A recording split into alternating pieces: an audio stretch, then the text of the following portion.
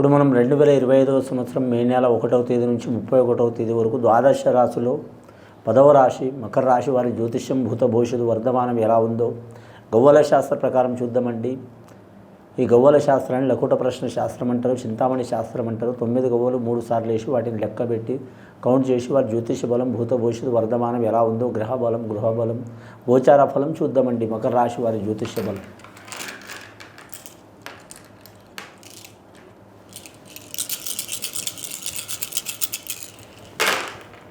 మకర రాశి వారి జాతకానికి 2 గవ్వలు పడ్డాయండి. చాలా వరకు శుభకరమైన గవ్వలు పడ్డాయండి.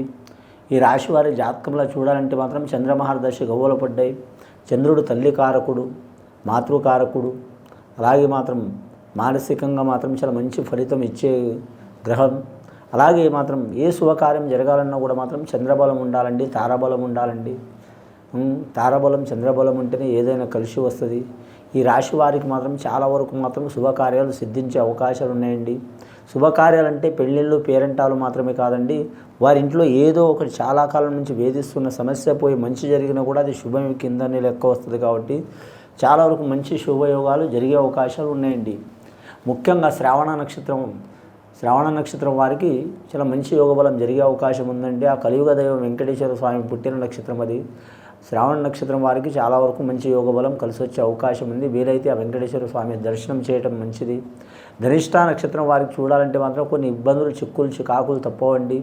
రుణ చిక్కులు, డబ్బులు ఇచ్చి ఇబ్బంది పడటం, తీసుకొని ఇబ్బంది పడటం, మధ్యవర్తి రావటం, లేదా ఇతరులకు మంచి చెప్పబోయి ఇబ్బందులు పడటం, నమ్మిన వారు మోసం చేయటం, ఇంట్లో గొడవలు రావటం, భార్యాభర్తలతో విభేదాలు రావటం, అలాగే చేసే వృత్తి కాడ పని ఒత్తిడి ఎక్కువ ఉండటం, అలాగే మానసికంగా శారీరకంగా ఇబ్బందులు రావటం, అలాగే పనులు అడంగలు కావటం, ఇలాంటి సమస్యలు ఉంటాయండి. ధనిష్ట నక్షత్రం వారు ఎవరికి పూజ చేసినా చేయకపోయినా సుబ్రహ్మణ్యేశ్వర స్వామికి పూజ చేయడం మంచిది. వల్లి సుబ్రహ్మణ్యేశ్వర స్వామిని పూజ చేయాలండి. ఇక వీరి జాతకంలో చూడాలంటే మాత్రం ఉత్తరాషాఢ నక్షత్ర వారి బలంలో చూడాలంటే మాత్రం ముఖ్యంగా ఉత్తరాషాఢ నక్షత్రం సూర్యమహర్దశ జాతకం కాబట్టి ఉత్తరాషాఢ నక్షత్రం వారు ఖచ్చితంగా మాత్రం ఎక్కడ పోయినా రాజయోగం ఉంది వారి జాతక బలానికి.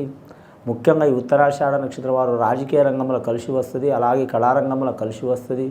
కళారంగం అంటే సినీ రంగం కావచ్చు, టీవీ రంగం కావచ్చు, చాలా కళారంగాలు ఉన్నాయండి. వేల రకాల కళలు ఉన్నాయి. ప్రతి మనిషిలో ఒక కళ దాగి ఉంటుంది కాబట్టి కళలో కూడా కలిసి వచ్చే అవకాశం ఉంది. క్రీడారంగంలో కలిసి వచ్చే అవకాశం ఉంది. వ్యాపారస్తులకు తిరుగు ఉండదు.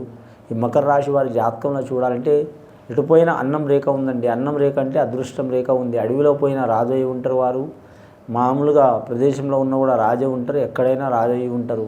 కానీ ముఖ్యంగా వీరి జాతకంలో చూడాలంటే మాత్రం ఈ మకర రాశి స్వభావం చూడాలంటే మాత్రం ముసలి పట్టు చాలా ఉంటుందండి. పట్టిన పట్టు వదలరు. ఒక పని అనుకున్నారంటే జరిగేదాకా విశ్రాంతి తీసుకోరు, మాట ఇవ్వరు, మాట ఇస్తే తప్పరు. అలాగే వీరి జాతక బలంలో చూడాలంటే మాత్రం కొన్ని కానీ అసాధ్యమైన పనులు కూడా సాధ్యం చేసుకునే యోగం ఉంటుంది వీరి జాతక బలానికి. ముఖ్యంగా స్త్రీలకు అనుకూలంగా ఉంటుంది. అలాగే ధన విషయంలో రుణ విషయంలో కూడా కలిసి వస్తుంది. గృహ నిర్మాణం చేయాలనుకున్నా, ఇల్లు కట్టాలనుకున్నా, కళ్యాణం చేయాలనుకున్నా, స్థలం తీసుకోవాలనుకున్నా, కొత్త వాహనం తీసుకోవాలన్నా చాలా మంచి ఘడియ నడుస్తుంది. ఈ శ్రావణ నక్షత్రం వారు వచ్చే వైశాఖ పౌర్ణమి మాత్రం ఖచ్చితంగా వారి కులదేవతని కానీ, వారు నమ్మే దేవుళ్ళని కానీ, కొలిచే దేవుళ్ళని కానీ పూజ చేయించడం చాలా వరకు మంచిది. అలాగే స్త్రీలు తులసిమాతను పూజ చేయడం చాలా వరకు మంచిది.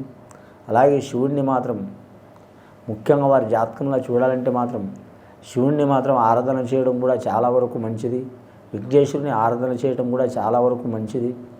ముఖ్యంగా వీరి జాతకానికి చూడాలంటే నల్ల చీమలు కావచ్చు, ఎర్ర చీమలు కావచ్చు, చక్కెర దానం చేయడం కూడా చాలా వరకు మంచిదండి జీవరాశుల్లో. అలాగే మాత్రం వ్యవసాయం చేసేవారికి అంతగా అనుకూలత ఉండదు. వ్యాపారం చేసేవారికి సరిసమాన యోగబలం ఉంటుంది. నమ్మిన వారు ఇబ్బందులు పెట్టే అవకాశం ఉంది కాబట్టి 1కి 4 సార్లు ఆలోచించి నమ్మాలండి. ఇంటివారు కావచ్చు, బయటి వారు కావచ్చు, ఎవరైనా సరే ఒక కన్ను అనేది ఆలోచన అనేది వారి సైడు పెట్టాలండి. మధ్యవర్తి మాత్రం ఉండవద్దు వీరి జాతక బలంలా. మధ్యవర్తి ఉంటే ఇబ్బందులు పడే అవకాశాలు ఉన్నాయండి. రెండవసారి గవ్వలేసి చూద్దాం.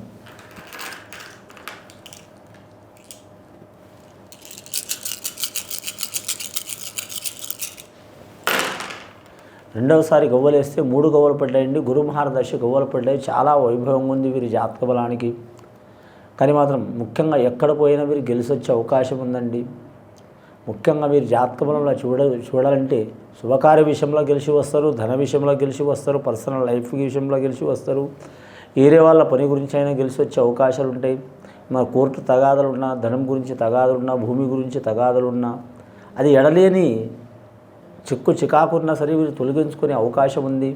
ఈ మకర రాశి వారికి చాలా వరకు అద్భుతమైన ఫలితం నడుస్తుంది. ఈ జాతక బలానికి ముఖ్యంగా వీరి పేరు మీద చూడాలంటే మాత్రం నిరుద్యోగులు శుభవార్తలు వినే అవకాశం ఉంది. వారు కోరుకున్న వృత్తి వారికి దరిచేరే అవకాశం ఉంది. ఉద్యోగస్తులకు మాత్రం పెండింగ్లో ఉన్నవారు, ఉద్యోగంలో సస్పెన్స్ ఉన్నవారు, ఉద్యోగం మీద ఎఫెక్ట్ ఉన్నవారు, ఉద్యోగం నుంచి నష్టపోయిన వారు తప్పకుండా వారికి తిరిగి ఆ ఉద్యోగం లభించే అవకాశం ఉంటుంది. అలాగే ఎంతో కాలం నుంచి ఉద్యోగం చేస్తున్న వారు మాత్రం వెనకబడ్డవారు కూడా మాత్రం నంబర్ 1 స్థానం అయ్యే అవకాశం ఉంది. వాళ్ళ కొలీగ్స్తో కావచ్చు, వాళ్ళ భాషలతో కావచ్చు ఇబ్బందులు పడుతున్న వారు కూడా వారు వీరిని అర్థం చేసుకొని ఒక మంచి పొజిషన్లో తీసుకొచ్చే అవకాశం ఉంటుంది. అలాగే మాత్రం గవర్నమెంట్ ఉద్యోగస్తులలో చూడాలంటే అన్ని డిపార్ట్మెంట్ వారికి మంచి యోగ బలం ఉన్నదండి. వారు ఏ డిపార్ట్మెంట్ వారైనా సరే, ఐఏఎస్ కానీ, ఐపీఎస్ కానీ, రవాణా రంగం కానీ, వడ్ల భవనాల శాఖ కానీ, నీటిపారుదల శాఖ కానీ, అగ్రికల్చర్ కానీ, ఇంకా జిఎస్టీ రంగం కానీ, మున్సిపాలిటీ రంగం కానీ, అలాగే విద్యుత్ రంగం కానీ, అలాగే వీరి జాతకంలో రెవెన్యూ రంగం కానీ, అలాగే వీరి పేరు మీద చూడాలంటే మాత్రం రవాణా రంగం వారు కానీ కావచ్చు, ఆర్టీసీ రంగం వారు కావచ్చు, రైల్వే డిపార్ట్మెంట్ వారు కావచ్చు, అందరికీ మాత్రం మంచి యోగబలం కలిసి వస్తుందండి. వీరికి వచ్చే ధనం కూడా మాత్రం చేసిన వృత్తి ధనం కూడా పెండింగ్లో ఉంటే ఆ ధనం కూడా చేతికి అందే అవకాశం ఉంటుందండి.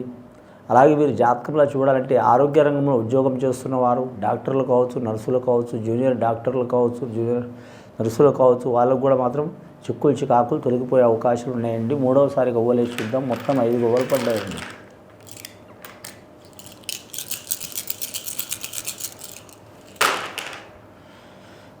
నాలుగు గవ్వలు పడ్డాయండి. వీరు జాతకంలో చూడాలంటే మొదటగా 2 గవ్వలు చంద్రమహారదశ, రెండవసారి గవ్వలు వేయటం గురు మహారదశ, 4వసారి గవ్వలు వేయటం రాహు మహారదశ. ముఖ్యంగా వీరి జాతకానికి తీర్థయాత్ర ఫలప్రాప్తి వస్తూ ఉన్నదండి. వెళ్ళి రావటం చాలా వరకు మంచిది. ఏమైనా కొన్ని సంవత్సరాల కిందట ఏదైనా దేవుడిని కానీ దేవతని కానీ మాత్రం మొక్కి ఉంటే ఖచ్చితంగా వెళ్ళి రావటం చాలా వరకు మంచిది. ఆ హరిహర పుత్రుడిని కూడా దర్శనం చేయటం చాలా వరకు మంచిది. హరిహర పుత్రుడు అంటే అయ్యప్ప స్వామి. అలాగే మాత్రం హరిహర పుత్రుడు వరాల పొందిన వాళ్ళు చాలామంది ఉన్నారు. ఆంజనేయ స్వామి ఉన్నాడు, సుబ్రహ్మణ్యేశ్వర స్వామి ఉన్నాడు. వారిని కూడా పూజ చేయడం చాలా వరకు మంచిది. అన్నదానం, గోదానం, భూదానం, సువర్ణదానం, వస్త్రదానం సద్బ్రాహ్మణులతో చేపించడం చాలా వరకు మంచిది. కానీ తెల్లని ఆవుని పూజ చేయటం లక్ష్మీకళ యోగబలం ఉంటుంది. ఎరుపు కలర్ ఆవుని పూజ చేయటం మాత్రం సంతానంలో మంచి యోగబలం ఉంటుంది. అలాగే మాత్రం అన్ని రకాల కలర్ మిక్స్ ఉన్న ఆవుని పూజ చేయటం కుటుంబానికి సౌఖ్యం ఉంటుంది. అలాగే వీరి జాతక బలంలో చూడాలంటే మాత్రం ముఖ్యంగా వీరి పేరు మీద చూడాలంటే మాత్రం వీరు మాత్రం చేసే పనులు ఏదైనా సరే మాత్రం అనుకున్నది సాధించేదాకా పట్టుదల వదిలిపెట్టారండి. కళారంగంలో ఉన్నవారికి కలిసి వచ్చే అవకాశాలు ఉంటాయి. కొన్ని నిందలు, చికాకులు వచ్చే అవకాశం ఉంటుంది. జాగ్రత్తగా ఉండాలండి. వాహన విషయంలో ర్యాష్ డ్రైవింగ్ చేయవద్దు, ఇబ్బందులు పడే అవకాశాలు ఉంటాయి. ఇంకా తినే తాగే విషయంలో చాలా జాగ్రత్తగా ఉండాలండి. వ్యసనాలు అంటే 7 వ్యసనాలు ఉంటాయండి. 7 వ్యసనాలు అంటే వీరు అర్థం చేసుకోవాల్సిందే. అర్థం కాని వారికి చెప్పేది కూడా ఉంటుంది. స్త్రీ వ్యసనం ఉంటుంది, అలాగే మాత్రం జూద వ్యసనం ఉంటుంది, అలాగే ధన వ్యసనం ఉంటుంది, అలాగే మాత్రం వారు తాగే వ్యసనం ఉంటుంది, అలాగే మాత్రం చాలా వరకు వేటాడే వ్యసనం ఉంటుంది. 7 వ్యసనాలు చాలా వరకు ఉంటాయండి. ఆ వ్యసనాలకు మాత్రం తప్పకుండా వీరు దూరం ఉండటం మంచిది. ముఖ్యంగా ఈ రాశి వారి జాతకంలో చూడాలంటే మాత్రం నవగ్రహాలని పూజ చేయటం చాలా వరకు శుభయోగం ఉంటుందండి. ఆంజనేయ స్వామిని కూడా పూజ చేయడం చాలా వరకు మంచిది. ఆంజనేయ స్వామి, పంచముఖి ఆంజనేయ స్వామిని పూజ చేయడం చాలా వరకు మంచిది.